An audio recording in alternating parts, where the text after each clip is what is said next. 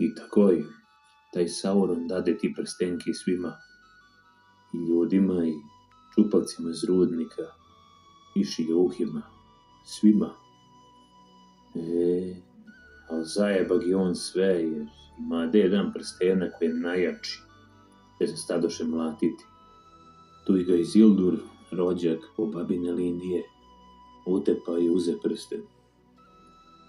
Neki šiljuhi mu stade kmečati da gi bači.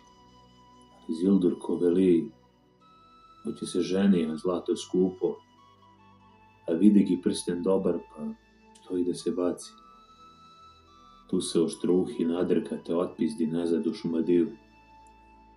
Na putu za svadbu Isildura nešto preseče oko bubrega te izgubi prstenak.